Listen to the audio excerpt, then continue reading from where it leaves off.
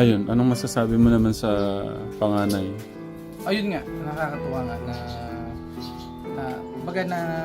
na ano niya yung sense of responsibility. Kumbaga meron siyang natitrain yung kanyang yung commitment niya No. sa ganyan naraan.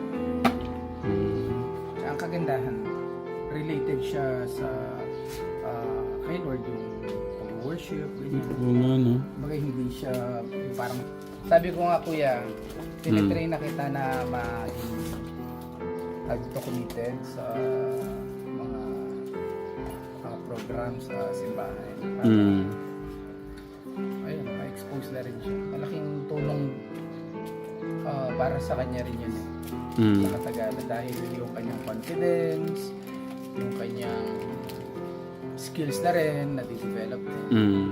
So, malaking tulong din kay Kuya David. Oh. Kasi Tama ba, Kuya?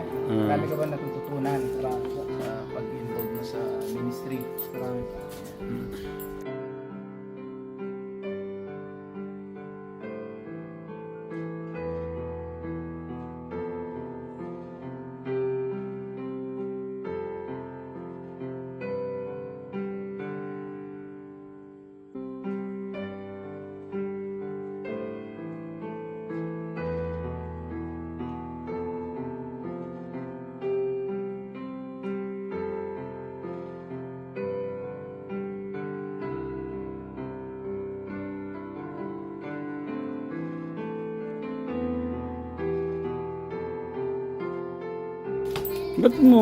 ba't napakalakas ng confidence mo na sa kanya na yung yung Yung sa ganito. yung paggawa niya na yung alas 5 siya mag-set up doon.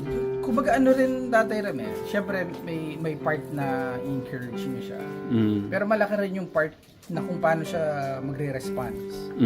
Pwede naman yung On the go kasi siya, no? Parang yun kasi yung parang sabi mo agad, parang anong tawag nila, response agad.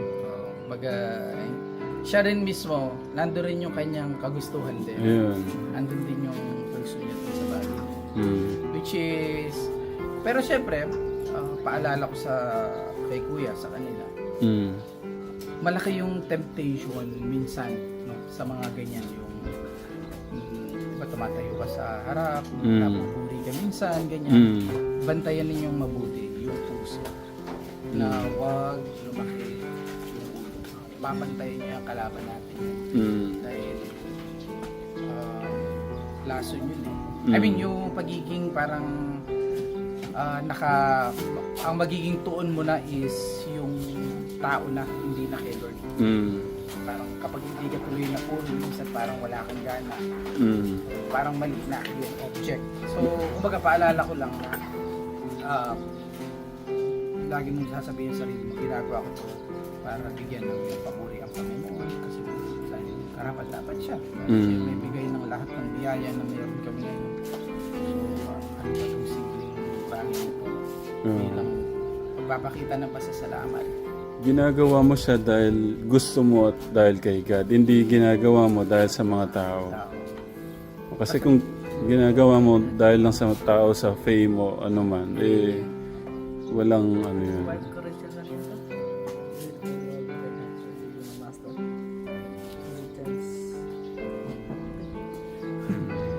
So, ayun. Basta yun yung yun mo lagi. Pasalamat kami, of course. Ganyan. Mag-grow ka din siya.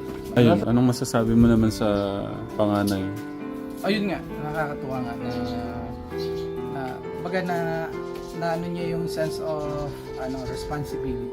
Kumbaga meron siyang natitrain yung kanyang yung commitment niya sa ganyan naraan. Ang kagandahan, related siya sa kay Lord, yung pag-worship, ganyan. Oo nga, no? Kumbaga hindi siya parang bad. Ano namang masasabi mo sa sa pamangkin mo? Proud ako dyan. Dahil, kumbaga, siya mismo nagkukusa siya sa mga dapat niyang gawin. Mangangaral ka ngayon. pangangaralan mo yung pamangkin mo, ano yung pangangaral mo sa kanya?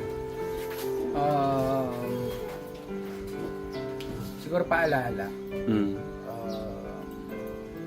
Basta maging faithful ka sa kung anong pinagkakatiwala sa iyo. Mas i-bless ka pa niya. Mm. Not just in a monetary basis, but in general. Mm. Kasi pwede kang monetarily blessed, pero kulang eh. Mm. Parang hindi siya sapat. So, yung blessing na gagaling kay Lord, full pack. Mm. Full package siya. Pero syempre, di ba minsan dahil nakakagawa tayo ng kasalanan, ganyan, Mm. parang pag nag-guilty tayo, eh, parang yun na, nagkukulang. Kaya humingi lang tayo ng tawad sa Panginoon. Mm. At isuko natin yung mga bagay niya. So, yun ang kagandahan kay Lord kasi hindi niya tayo hahayaang magpatuloy sa pagkakasala. Ayusin at ayusin niya tayo. So, ayun. Basta, kuya, mamahalin mo lahat ng nasa sayo na meron ka, pamilya mo, yung pag-aaral mo, kasama natin dito, Mm. yung mga blessing,